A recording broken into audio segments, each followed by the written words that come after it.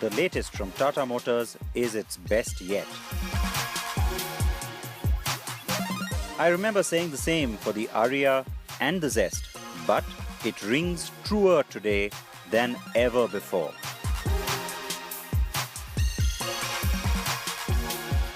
Ever since I started tracking this company, first as a financial correspondent and then as an automotive journalist, I've been waiting for this big change, this turning point to come around. What am I talking about? You've seen little hints of it for, well, all the Indian manufacturers really. The two-wheeler manufacturers have achieved some of that a little bit quicker. Mahindra and Tata, we've been waiting for it to happen. What is it? Take a look at that car. It looks like a contemporary global product. It doesn't look like you're trying to somehow compensate a certain fault or a certain shortcoming by saying, oh look, we had to do this because.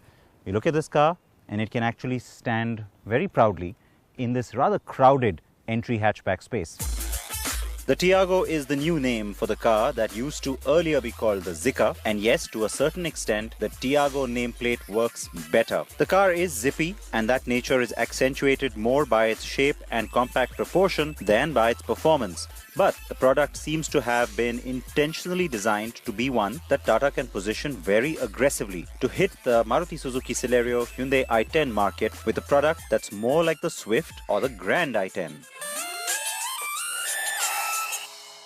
I'm so relieved not to see just an overdone chrome strip or, a very embellished front grille. This is nice, it's classy, it's understated, and yet you get that little extra layering and a little extra character in the headlamp cluster, where you do see what Tata likes to call the humanity line running into the headlamp, almost kind of splicing it, because you've got a glass element below and above that chrome. I really like that. It gives it a nice 3D character, something that a car like, let's say, the Baleno lacks, where you have a big headlamp, but it starts to look too flat. Chrome also put in over here, so it's subtle because it's not in your face, it doesn't always catch the light.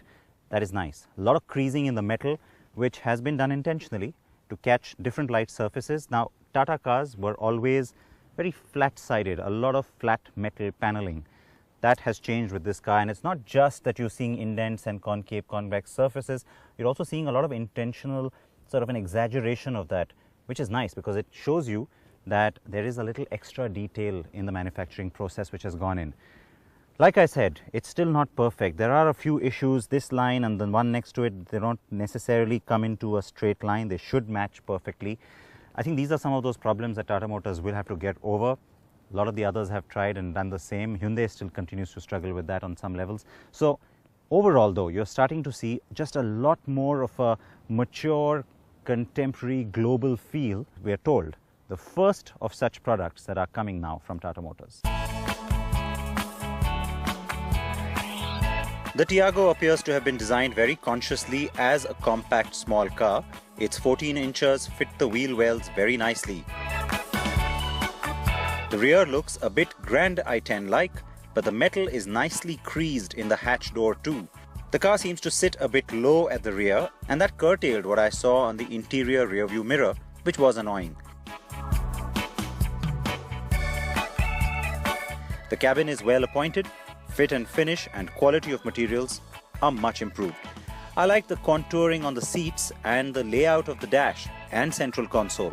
The plastic treatment on the car's A-pillar is very neat and blends beautifully with a very well finished headliner. The dash is two-tone and uses black and grey, though black is the predominant theme, which looks sporty, I have to say.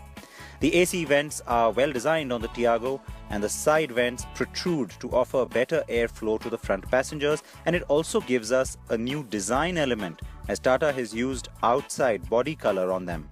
Now that's only on the top end variants, and it's only on the orange and red car. The rest get a piano black treatment, which is also upmarket. The car has a host of connectivity features, and that includes being able to pair one main phone and multiple others to stream shared music from all of them. There are steering mounted controls and reverse parking sensors on the high-end variant, the XZ.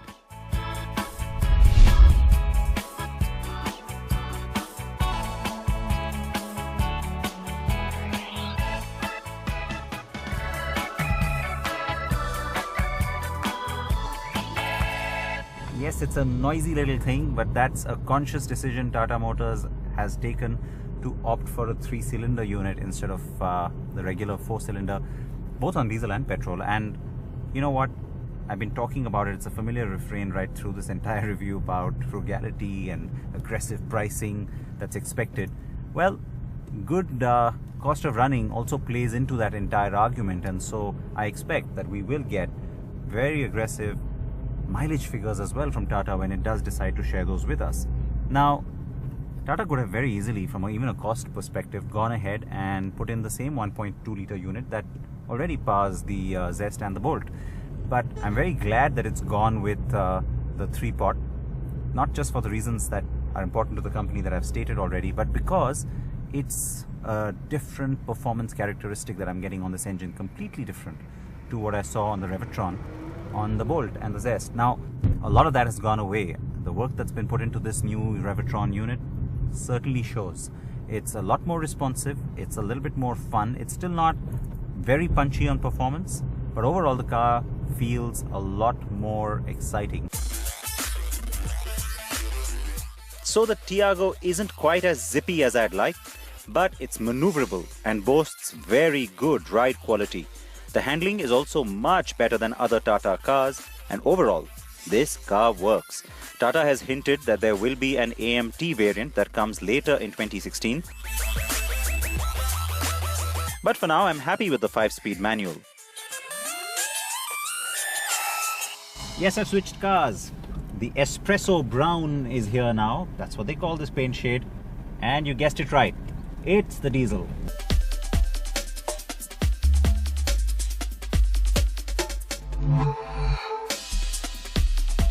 There is a completely different character right away.